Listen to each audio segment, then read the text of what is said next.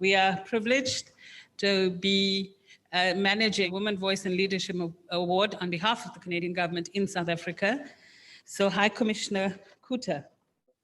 Between the difficult issues on which you advocate and the extraordinary global pandemic context, you've been taxed in every way. But you and your team have stood strong. And working together, you've been teaching us what it means for a really effective feminist organization to be active in the field. We also commend you for your successful sustainability strategy through the cottages and now recently through the Sustainability Hub. We had scheduled 152 presentations from 14 countries in 15 categories over the last 2 days. I know until 9 o'clock last night, we had a set of judges still working.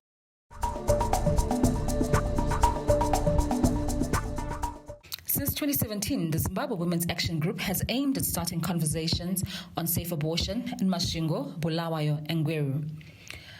The project sought to raise awareness on the Termination of Pregnancy Act of 1977. SRHR runner-up Bongile Mbingo from Babane, Eswatini. The Mayor's Walk Menstrual Health campaign started when the SADC Gender Protocol Alliance rolled out the SRHR campaign following training by genderlings.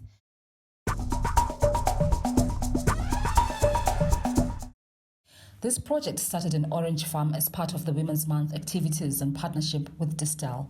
Facilitators offered talks on issues of consent during sex, maintaining healthy relationships, and anger management. GBV category runner-up, Memory Thuma, Bulawayo City Council, Zimbabwe. The Bulawayo City Council has pioneered awareness raising against sexual harassment in the university, polytechnics, and other learning institutions in the city. The project has opened opportunities for discussions on sexual and gender-based violence and male abuse.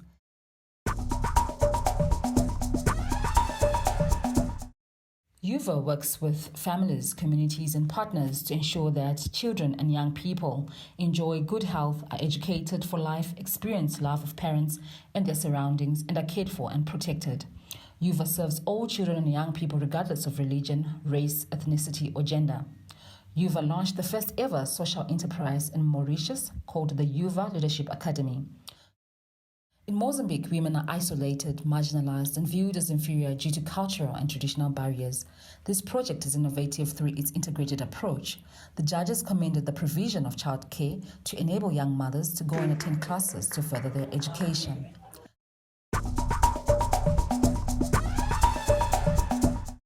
Winner Lantoharitiana, Ranoromalala, Madagascar.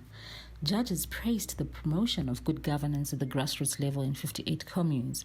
Young people are fully involved in the development process, and gender equality is emphasized in all projects within the municipality. Runner-up, University of Mauritius. The Women in Leadership project was born out of the vision of its three founders, who are academics in the Department of Law at the University of Mauritius.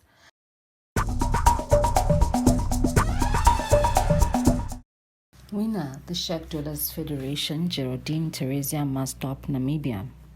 Geraldine Theresia Massdorp from Namibia runs a project called the Sheikh Dollars Federation of Haines Bay. This currently consists of 8 groups as a women-led savings network in association with the Namibian Housing Action Group and the local authority. They have completed 189 houses, with 41 currently under construction. Celine Zialor from Seychelles runs the FemBioBiz acceleration program. The judges commended the project for its self-reliance and becoming free of donor dependency.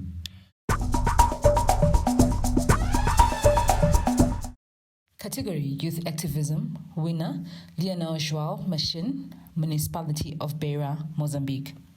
The initiative consists of the collection of solid waste to produce ecological charcoal. Community involvement in the collection encourages environmental sanitation. The project has already trained more than 50 women. 20 young people from the community dry the charcoal. The Tlhagona Disability Center, based in Bologwane, is a 48-member center comprising 28 women and 20 men living with disabilities. The center was started to make the work of people living with disabilities more visible. The judges commended the focus of one product at a time, which shows that the project seeks gradual growth before diversification.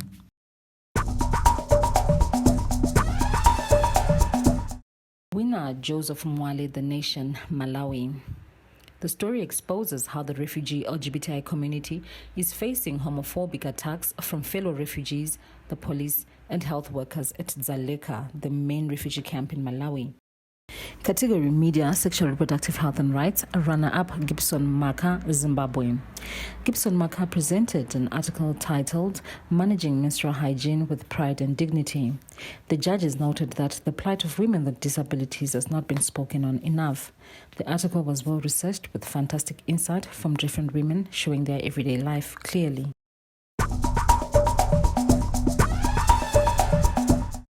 Winner Nduduzo Thuma, political editor, The Chronicle, Zimbabwe. The article focuses on the constitutional quota for women's participation in politics in Zimbabwe coming to an end in 2023. The story explores the advantages and disadvantages of the women's quota and the need to extend this to local government. Media category, Women's Political Participation, runner-up, Gibson Maka, senior reporter, The Chronicle, Zimbabwe. The article titled Traditional Systems and Customs Suppress Women's Aspiration for Leadership reflects how existing traditional systems and cultural norms are making it more difficult for women to leave their traditional domestic roles to participate in politics. The judges cited the article as a good example of fresh news on everyday news.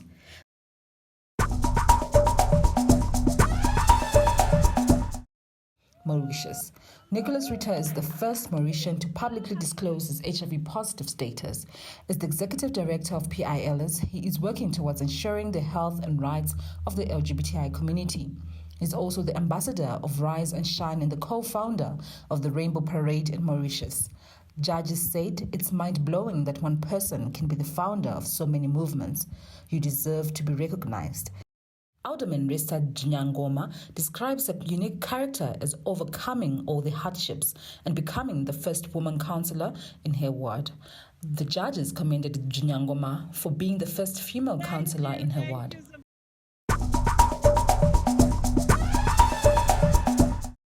Jika from Botswana runs DHEL Joy Investments, which is a 100% citizen-owned company based in Francistown. She makes sure that she's always a step ahead of the competitors by introducing new dishes or attracting ethnic groups in the area by cooking their traditional dishes. The judges said this appears to be a dynamic, empowered young woman who knows what she wants and how to get it. Mulala is from Limpopo province in South Africa and is a farmer. She educates the community to survive from their own gardens, catering and farming workshops. She also helps the people in and around her area to start their own businesses.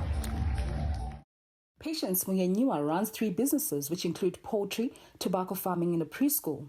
She operates at Roslyn Farm in Manyame Rural District Council. The judges said this is a good example of a diversified, sustainable business.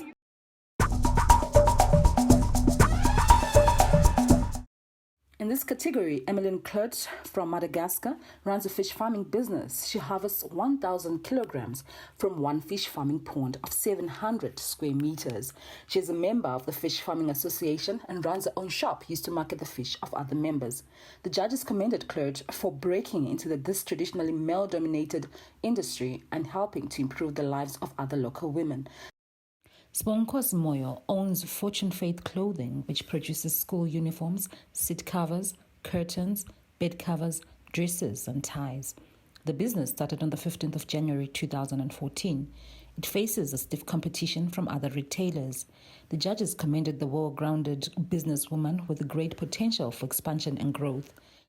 Nomcebo Dlamini runs a business called High Class Fashion and Design. She's increased the customer base through opening a business page on Facebook, Instagram, and WhatsApp.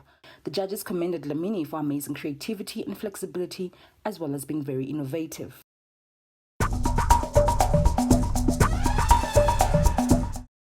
Most resourceful rural, Goromonzi Rural District Council, Zimbabwe.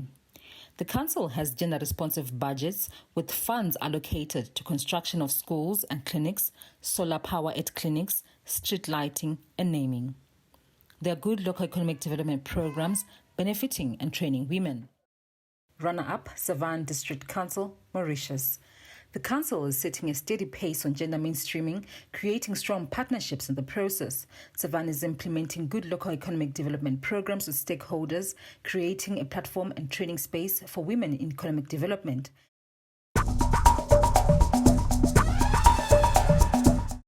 Winner, Batesbridge Council, Zimbabwe. The border town has a gender policy and action plan which were reviewed in 2019 and a good gender management system. The council allocates 16.3% of the budget to gender, largely for GBV campaigns and workshops.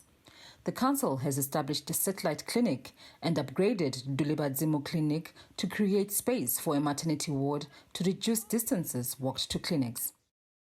At less than 1%, the council budget for gender mainstreaming is very low, yet Vakwa's Phoenix has mobilized in-kind resources and fostered good relationships. Judges commended the good and inclusive climate change interventions, the SRHR programs focusing on issues that affect women specifically, like cervical cancer and pregnancy.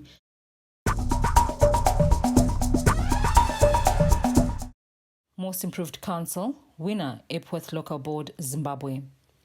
Although there is still low representation of women in the council, 11% of the budget is allocated to gender mainstreaming and gender-specific programs. In partnership with UN Women, the council upgraded informal vending spaces and created a children play center next to the market. This gives mother vendors peace of mind. Most Improved Council, Commune Ebende Moramanga. The council has a gender action plan and gender management system, but is encouraged to present sex disaggregated data. The council is collaborating with the private sector to promote local economic development. Allocated budgets require further breakdown, and there is need to measure more effectively how women benefit from LED projects. In 2020, just before Southern Africa went into COVID-19 lockdown, Murewa hosted a study visit by GL country managers, inspiring the regional work of the whole organization.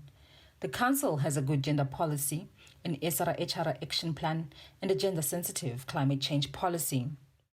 Runner-up, Savan District Council, Mauritius. The council is setting a steady pace on gender mainstreaming, creating strong partnerships in the process. Savan is implementing good local economic development programs with stakeholders, creating a platform and training space for women in economic development. There is good involvement of politicians and officials. Sexual and reproductive health and rights has a good focus on broader social issues.